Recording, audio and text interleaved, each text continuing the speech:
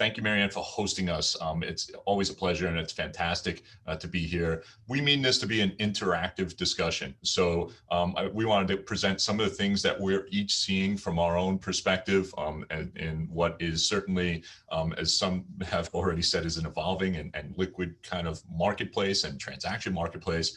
But we really, for us, it's great to hear from you guys in terms of what you're seeing, your experiences. So please feel free to jump right in. That's one of the great things about these video conferences is you just go ahead and jump in with a thought or a comment, and that's it really makes it the most interesting, and the time will fly by. So without further ado, let's open it up. One of the things that's really interesting obviously a really disruptive marketplace, a lot of craziness going around, but and like anything else, there are winners and losers. So despite the fact that the pandemic has taken its toll and been a horrible thing to have to live through, we've seen a lot of companies enjoy success. A lot of companies enjoy growth, and a lot of companies enjoy opportunities for transactions that they pre-COVID might not have otherwise had an opportunity for. And the obvious ones that we probably all know, in whether it's in beauty and wellness and marketplaces, seem to be with people shopping from home in new ways. Marketplaces for sneakers to vintage goods to used goods have all really thrived and grown, and we've been a part of a lot of transactions and helping to diligence them and figure out what's real, what's post-COVID. And I guess Richard and Doug, you guys look at these companies and position them for transactions and get them through it. I'm curious to hear from your perspective what you've seen of some of the key drivers to success in positioning a business and saying, hey, we've done great, we've expanded. It's not just COVID, and we are going to do even better things in a post-COVID environment. Richard, just throw it to you. What are you seeing companies do to kind of demonstrate that? So thanks, Stephen. I think what we're seeing now, we're seeing really very good deal flow, probably better than we have in a number of years, which is kind of surprising if you would go back a year ago and ask people what they're seeing. I think what's most interesting is that a lot of the deal flow are from companies that, believe it or not, in COVID had record years. And that includes even companies that are in bricks and mortar that shut down for 2 or 3 months, but once opened back up, it just became kind of Christmas every day. I think one of the challenging things is to figure out what the right valuation is for these companies, because many of them, had pre-COVID kind of low levels of EBITDA, and then in 2020, actually their EBITDA spiked to be 2 or 3 times what it had been pre-COVID. And of course, the challenging part is, how much of that is going to stick. I think at this point, it's still pretty hard to know. For example, we looked at an outdoor furniture company whose EBITDA tripled in 2020. And it was the best year for the outdoor furniture industry ever. And they're convinced that they're going to kind of take that 2020 as a base year and grow it from there. But you don't know how much of it is going to stick. And it happens to be a product that people are buying every 4 or 5 years, not every year. So it continues to be challenging, despite the fact that there are a number of really interesting companies out there. Yeah, Doug, how about you? What are you seeing? Yeah, it's been interesting. I'd say, a year ago, we were probably staring into the abyss, wondering if any deals were going to get done. And I had started with Consensus back in 2008. We were doing a lot of bankruptcy and restructuring, over from the last 4 or 5 years. It was all growth, equity, and capital raises and M&A advisory. So we were kind of, a year ago, we were kind of dusting off our tombstones for our restructuring deals and boning up on some of the bankruptcy and 363 sale rules and regulations, but it just never materialized. It just I think we definitely lost a couple deals due to COVID. There were a couple companies that were so focused on operations that they decided to pull it off the market. But I'd say once we got through, May or June, I think people are like, okay, I think that, we're gonna, we've got some traction here. We're gonna be able to plow through this. And as Richard said, there were a couple entities we're working with that had killer years. And I think the problem is now, as we've got some clients who want to go to market. There's some uncertainty, obviously, with the tax situation, and they're wondering, gee, are things going to change? So maybe this is a year to sell. And they've got these results, that either good or bad, that it's hard to put much weight in this. So we're seeing, obviously a lot more structure in the deals, earnouts, and some up front, and gee, if you're able to maintain that, a year or 2 years from now, we'll pay you on maintaining the momentum you've had, or if it comes back like you say it's going to, we'll pay you then. So we're definitely seeing a lot more structure in our deals. It's not just here's 6.5 times, here's cash up front. Definitely going to be more structure. And I think for people who are prepping to sell, we're saying, hey, really scrub your data, you really understand what's going on, because the buyers are going to dig into the data. They're going to want to know, there's one particular client we worked with who was in the cleaning space and sold a lot through grocery stores. And as everything else shut down, grocery stores were open and people were looking for cleaning supplies, and a lot of them were sold out. So they would stumble across this product, and their sales went through the roof. The question is, were they able to hold on to those customers? And a lot of them did. When you looked into the data, you could see that they were converting over to e-commerce. They were replenishing through the website. And so the data, if you can kind of show the trends. Oh yeah, maybe the grocery store volume might go down, once things normalize. But these people we now have as e-commerce clients are clients for life and customers for life. So it's really kind of digging into that data and really understanding the trends. But I think at the end of the day, there's just gonna be a lot of structure, because I think people are going to want to see how things play out over the next year or two, to see if some of these results are sustainable. Yeah, and I agree, and I think that's interesting. You touched upon, from a restructuring perspective, and we've got a restructuring practice and advisors, and same thing, Doug. We really, at the beginning of the year, you're really gearing up and getting ready. And certainly there was a lot of activity in certain sectors. And I know we've got some folks here today that kind of deal in the space. And our restructuring team and advisors have really put that spin on restructuring, as it's we're looking at companies that are looking to pivot, right, and reinvent themselves, and through a restructuring come out the other side as taking the opportunity to go from perhaps the traditional brick and mortar retailer with large footprint, a lot of sunk costs, a lot of overhead, and pivoting to a more direct-to-consumer brand focused and innovative ways to sell their merchandise and get out from all of that ugliness that they had in the old co. And I guess throwing it out to the group and those that have been dealing maybe with some of those instances, I'm wondering what experiences you're seeing or have seen as we've gone through some restructuring, some pivots, and some companies that haven't had to deal with it at all. Hey, Stephen, this is Rob. Can I ask sort of a quick question on that? Sure. If you look at something like restaurants, and Doug, I think your commentary on the data was on point. But I guess restaurants were a pretty hot area in terms of equity allocation. It made sense. And then you look at what happened with COVID, and things became allergic. There was an element of pivoting, but then where I'm going on this is the return to normal is going to be hybrid. You've got some brands that won't make it, and you have some brands that are stronger.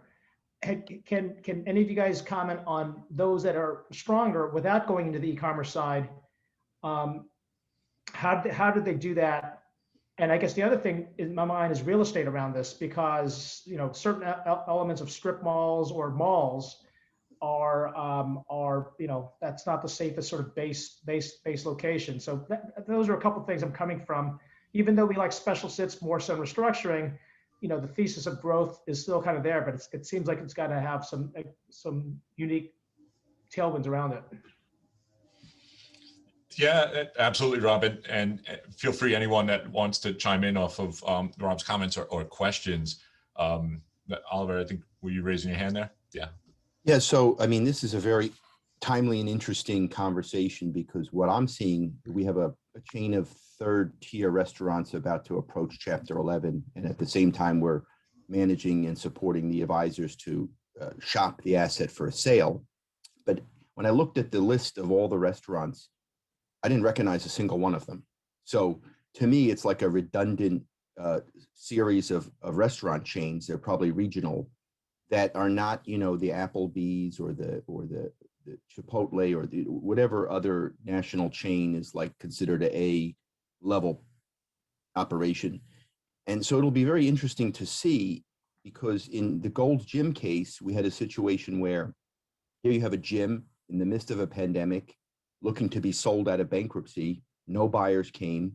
The unsecured committee, barked and barked and barked and said, hey, you got to shop better. So ultimately, the advisors got in and they found a German buyer who I guess wanted the brand to expand into Germany, didn't mind managing and operating a chain of gyms in the US, but really wanted that name, probably the connection to Arnold Schwarzenegger or something. I spoke to them when the deal was done, and they are looking to expand Gold's Gym as a brand in Europe. So the interesting part here that dovetails onto Rob's comments and Stephen's comments is sort of the underlying change of ownership, new financial partners, same brand with a pivot that the old ownership couldn't do, or was incapable, or was just too laden with debt. So really, you see restructuring. I like to describe it as a hot air balloon. You just cut some of those sandbags and it goes up. And so realistically, the big question a lot of people are touching on, which is great today, is this really sustainable? What's happening coming out of COVID, or is it like a flash in the pan? And are we in a year or two just going to be back to where we were now, with the PPP money becoming due, and it's just like a big giant amend, extend, and pretend on behalf of the federal government in all these loans? I don't know, but it's going to keep us all busy regardless. One would hope. No, and Rob, I think it's a good point. We work with a ton of restaurants in our hospitality practice, and it was, we did a ton of work just in working with PPP and helping, really a lot of brands just manage to survive and wait to reemerge, right? So, those that simply couldn't pivot, because, whether it's in consumer or hospitality, right, luxury dining couldn't really pivot, right? So they're in a different boat than maybe a fast casual that had the ability to do drive-through or takeout. And the same thing on the consumer side. Those that had no e-com channel at all, and brick and mortar in heavily, states that just had strict shutdown, really had a tough time, and had to, look to pivot. And so many companies ended up working a lot more with Amazon than they would have ever imagined, right? So, and that's been an interesting dynamic. But it's, I think the putting together a good game plan in terms of, and making that the ability to demonstrate what post-COVID is going to look like, and pointing to the things that matter. And, I think when you look at the world of digital and how consumers are going to buy things post-COVID, the role of influencers, so whether it's Instagram, TikTok, technologies, having your brand in the digital space and social, I think is, a really key aspect of being able to demonstrate, what your post-COVID strength is, along with a great game plan for how you're going to leverage it into new ideas in brick and mortar and new partnerships with maybe some others. And I know, David, I'd love to get your thoughts, because you deal with a bunch of these companies that are, focused a lot on that. Yeah, thanks, Stephen. Yeah, I mean, I work a lot with brands that are obviously in the e-commerce space, but more specifically that are leveraging social media in ways that I think, to some extent, what we've seen this past year is the acceleration of certain trends that were probably already trending in a particular direction. Not surprisingly, We know that e-commerce was way up this past year, something like 30, by some measures, 40%. And it's expected that that's not going to go back too much. In other words, consumers are getting more and more comfortable in terms of making online purchases. But what's really important in terms of doing it well, and with the brands that are going to be really successful in the e-commerce space, are managing the privacy and data security issues in a way that instills consumer confidence, and also fulfilling supply chain issues. I mean, Doug hit on it before. When you know there's an opportunity for a new brand to make an impact, and suddenly they can't meet demand and supply chain disruption issues, you're going to lose that opportunity. That was probably more of a concern at the peak of COVID, but you know, your factories closed down and suddenly you're scrambling. So everyone's had to deal with those issues to some extent. But obviously e-commerce is the most obvious thing that we're going to be seeing more of, not less of, I think.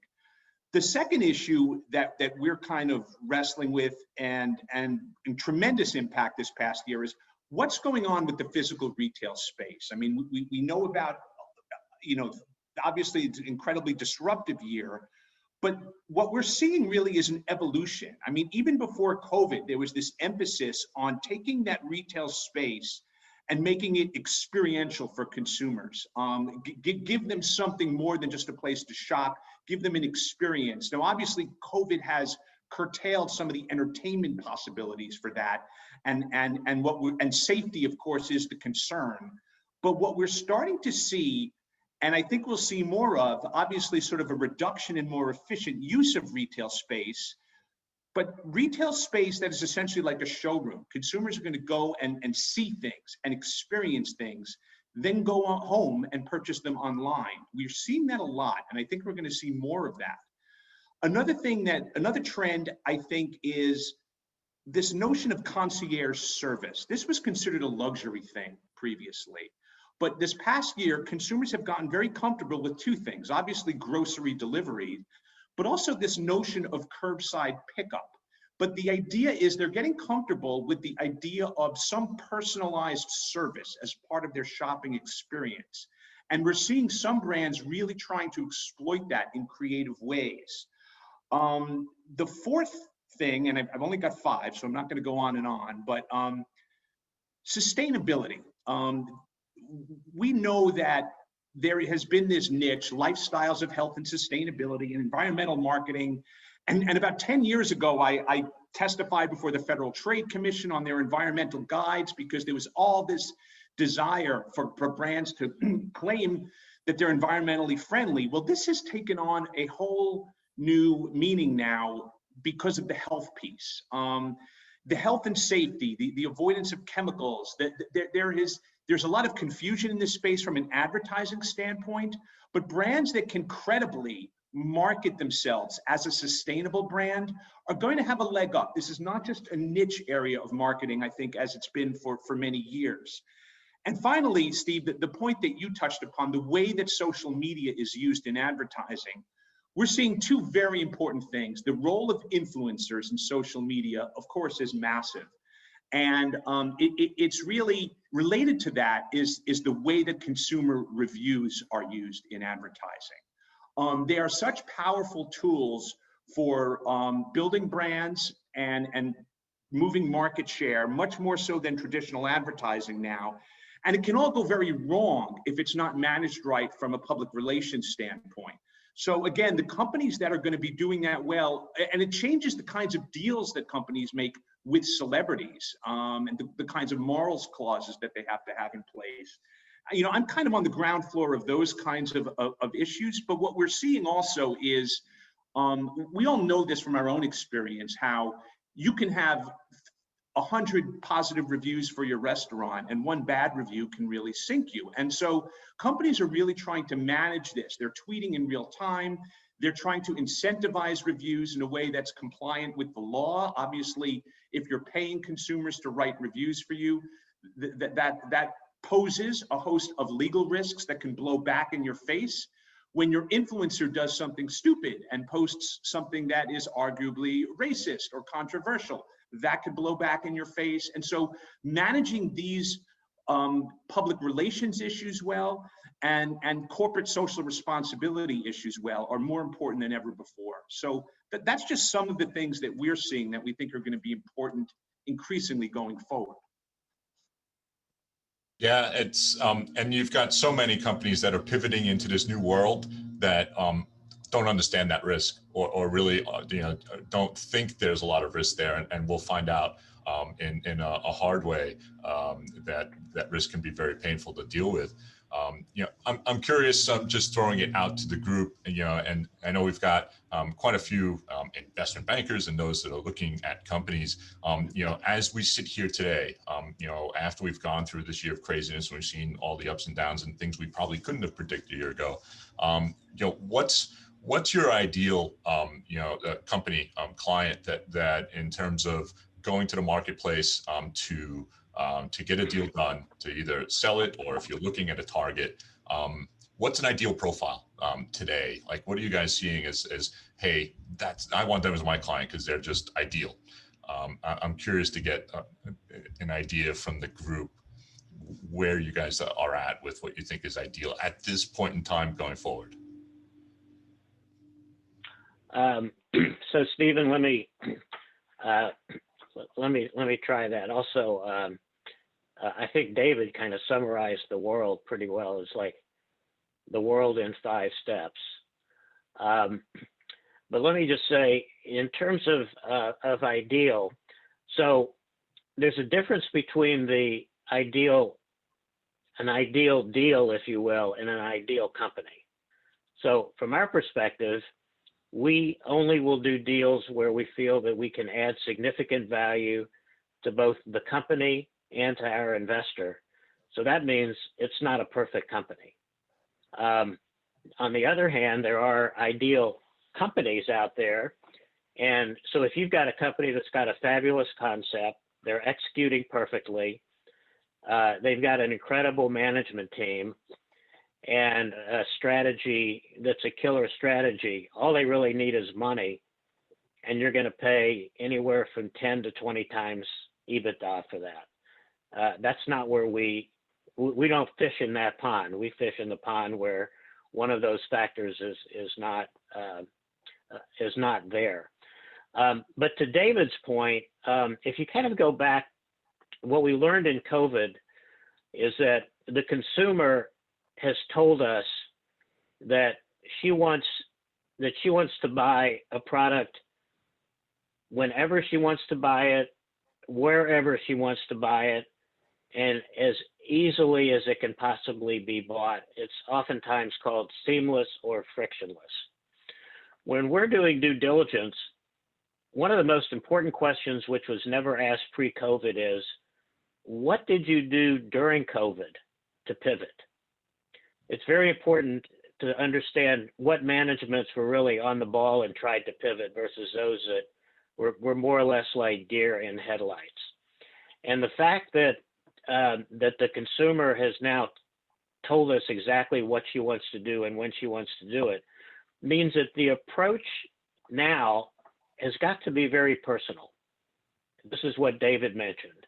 And so no longer mass marketing doesn't work anymore for the most part. It's got to be very targeted. It means you have to understand your consumer well, and you have to be frictionless. So it really affects all parts of your business, whether it's operations or marketing or HR. And you have to make sure that she is very, very comfortable doing business with you, and that you are treating her as kind of, this is my best customer.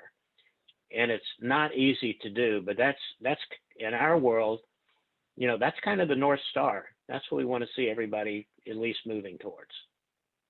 Richard, you touched on something that maybe Doug or Jean-Luc, Stephen, has anybody said EBITDA with a C on the end? I know there's EBITDA with restructuring, but is there a COVID that's impacted into these EBITDAs, like EBITDA?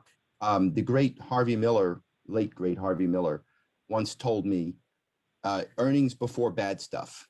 So it's just whatever, tax, whatever. And so is there some sort of a calculation that's a number that's being floated around out there that relates to the COVID event and valuations?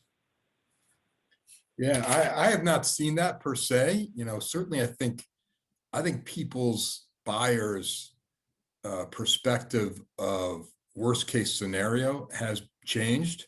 You know, I think, and I think they look and focus more on the downside probably than they have in the past. I think, you know, if we went back a year, you know, it'd say, oh, gee, you know, we have to throw out, you know, 2014 because there was a big ice storm in Chicago that shut down 10 of our stores for a week and a half. And that was the worst case scenario. That was worst case scenario sort of, you know, 2 years ago. Now worst case scenario is all stores are closed for, you know, 4 months and zero revenue. So I think just the perspective that the buyers are coming in, I think they're more focused on the downside. How did you perform? How, you know, when this really catastrophic thing happened, how prepared were you? How did you react? And we've found the two things that I think carried most folks through were, number one, e-commerce. You know, if you had a strong e-commerce infrastructure in place heading into that, or if you ramped it up quickly, you were able to plow through it. I think the other thing is just a strong brand. You know, I think we were working with one company that sold motorcycle accessories, and you know, March, April, May last year, people weren't really, you know, obviously people were kind of hunkering down, and then all of a sudden the first stimulus check came through, and all of a sudden their business went through the roof. And I think the U.S. consumer, I mean, you can never overestimate the enthusiasm and the resiliency of the American consumer. You know, they just, once they got that money, they bounced right back, and they went. I hard to believe that, you know, new motorcycle helmet was a necessary item, but they wanted it, they had the cash, and they bought it. So if you have a strong brand in e-commerce, those are the guys that kind of powered through. But to answer your question, yeah, I haven't seen a specific COVID calculation, because some folks performed great, some folks were devastated. So it's really hard to come up with a formulaic way to adjust for it. Hey, Oliver, I'll jump in just from a lender standpoint real quick. You know, one thing that I thought, you know, that I've seen for the first time ever was, you know, obviously EBITDA adjustments going in the negative direction. We said, hey, we performed too well in 2020 due to COVID, and we don't expect some of that to be sustainable. But the one I thought was, and I've seen that across the board, and some would just be on revenues and everything else. But from one of them, I thought was great for a sort of downside lender viewpoint was this almost sort of proved out a little bit of the of sort of the lender working through a troubled credit standpoint. You know, Doug mentioned a strong brand. What we did notice with some companies we saw was some of these brands were so strong and had been built up for year over year over year. The one thing they were to do immediately was like, let's just shut down all marketing and advertising.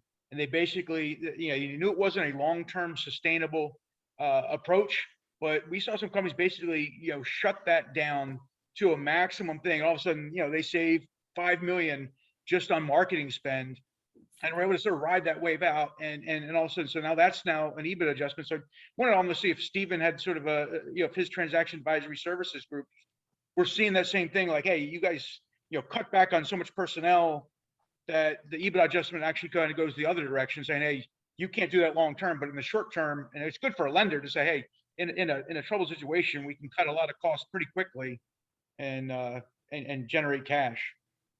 I think it's a great point, Alan, and it is something when you think about it, and each of us, you know, particularly that have businesses, you know, one of the key things was being able to lever down on expenses and really re-examine what you what's bringing value, what you should be spending on, and one of the things that's really tough to figure out post-COVID is, you know, how much is that lower spend going to stick?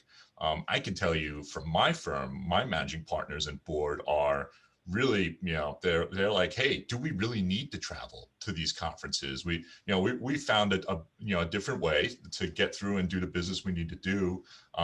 Maybe we need to put in more controls over, you know, keeping our travel costs down, keeping certain of these costs down.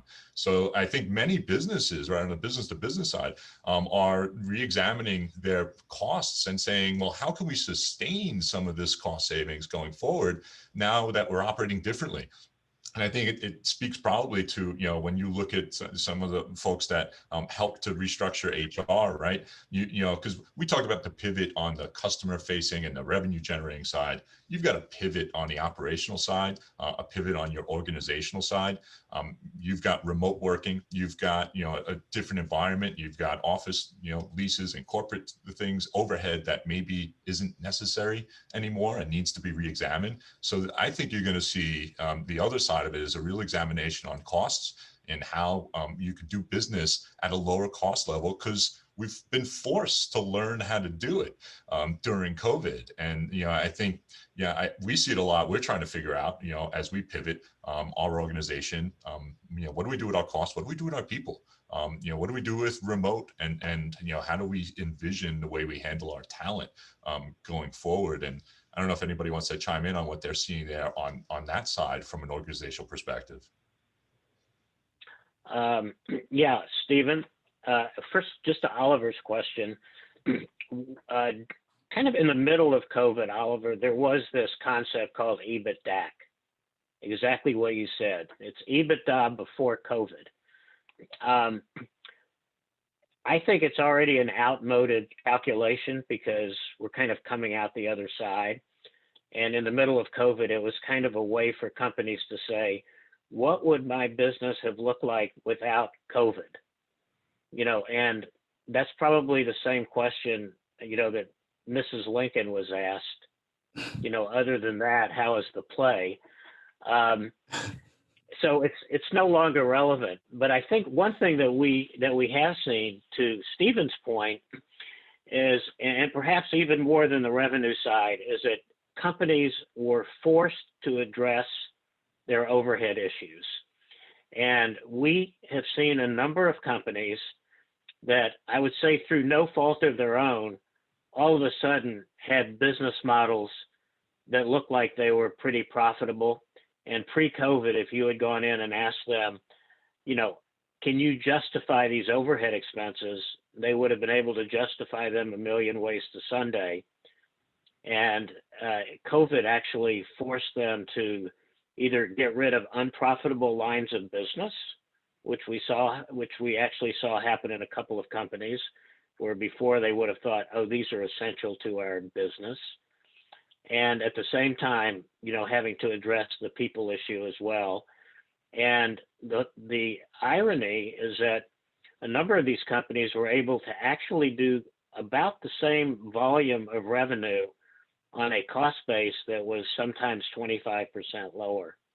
And, it's kind of like self-examination and correction.